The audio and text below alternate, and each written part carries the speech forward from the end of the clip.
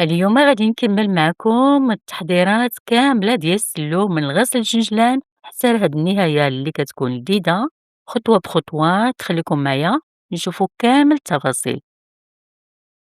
غادي نبداو بغسل الجنجلان اللي التفاصيل ديالته موضحة مزيان في فيديو اللي درتلو خاص في القناة، يمكن لينا نرجعوا له.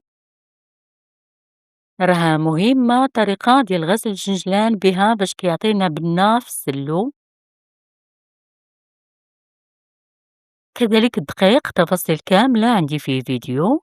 النوعية والكمية كتبقى اختيارية، أهم شي نحمروه مزيان بلا ما نحرقو شي. ملي كندوقو المذاق بنين وكيعطينا هاد اللون الذهبي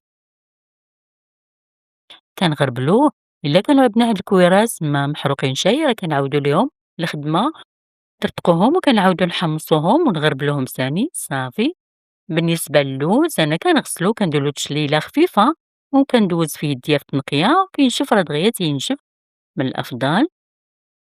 كذلك هنا النافع وحبة حلاوة تا هما كنشللهم بالما بهاديك الطريقة، غير كنشلوهم وكنديروهم بشي منديل اللي كيشرب الما وكنشفوهم وكنقيوهم.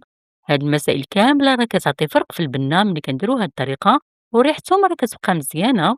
اللوز ديالنا أنا غادي نقسموه على جوج، نص غادي نديروه في الفران كيتحمص بالقشرة ديالته، وما سبق غادي نطلّع فيه غليان بالما يكون غليان مسبقًا، غير كنديرو هكايا صافي كنحيدوه، ونديروه في شي منديل منها كيسهل في التقشير وكينشف مزيان بهاديك الطريقة اللي كتكون جيت عملية من الأفضل. غادي ندير له شوية ديال الزيت نباتي وغادي ندخلو الفران، النار كتكون ميلة على اللوز باش كيتحمر من الداخل ومن برا بلا ما كيتحرق لينا.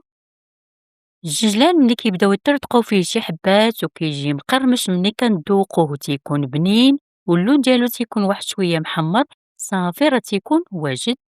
من بعد كناخد اللوز اللي بالقشرة ديالته وكنطحنوه مزيان، ضفت معاه واحد شوية ديال الزيت واحد 2 معالق غير باش كيساعد ليا الماكينة تطحن مزيان. المرحلة ديال الطحن إلا طحناه فشي ماكينة اللي كطحن مزيان حتى كيخرجوا الزويته ديالتهم راه ما كنحتاجوش نضيفو الزيت في الطحن ديالهم. وما تبقى من اللوز اللي بلا قشرة هرمشتو تهرمشة شوية خفيفة وصافي. بالنسبة للجنجان حتى هو قسمتو على جوج، النص طحنتو مزيان والنص الآخر درتلو تهرمشة خشينة، يعني قسمت غير الحبات فيه على جوج. هويا ما ضفتلوش أي زيت للماكينة لأن راه طحناتو. وهكايا مني كنديرو ليهم هاد الطريقة نص قرمشة والنص مطحون مزيان كيعطيونا داك المذاق اللي تيخرجوا لينا النكهة ديالتهم والمذاق اللي تيكون بنين فيهم. القرفة والنوافع راني طحنتهم على برا، هما خصهم يتنيلو مزيان ويتغربلو. صافي المرحلة ديال التخلاط ديالو راني كنقسمها باش أول شي كتكون عملية وكيتخلطوا لينا مزيان، خاصة إلا غادي نخدمو كلشي بيدينا. فكنسبقو النواشف كاملة. بالنسبة للقرفة لهاد المكونات درت فيها 2 معالق كبار ديال القرفة و2 معالق ديال النافع و2 معالق ديال حبة حلاوة. النافع وحبة حلاوة راني خلطتهم مني طحنتهم، فدرت 4 ديال المعالق بديك الطريقة. كنغربلوهم ضروري أنهم يتغربلو مزيان النافع والقرفة، بهاد الكمية عطاتني مذاق بنين متوازن بالنسبة لكيلو ونص ديال الدقيق وكيلو من اللوز وكيلو من الجنجلان. المسكة الحرة درت فيها 3 ديال الحبات متوسطين من النوعية المزيانة، دقيتها مع شوية ديال الملحة القياس ديالو في الملحة وشي شوية من السكر باش كتدق لينا مزيان. غادي نحليه بسكر كلاصي من النوعية الجيدة، داك النوع ديال السكر كلاصي اللي كنفندو فيه الغريبة ديال السميدة والكوك. الحلاوة فيه كتجي معتدلة ما كتكونش لاصعة، كيف يمكن لينا نحليو باش ما حبينا. الحلاوة راه كتبقى على حسب الذوق ديالنا. صافي كنخلطو النواشف مزيان مزيان بهاد الطريقة أنا كتجيني عملية في التخلاط ديالو وكيكون كامل متوازن في المذاق.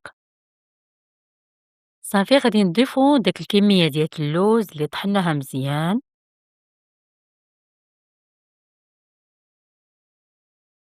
كنديرو الزبدة اللي كتكون النوعية الجيدة البنينة في المذاق. الطريقة ديال الذوبان ديالها راه كنديرو على نار كتكون ميلة باش ما كتحرقش لينا.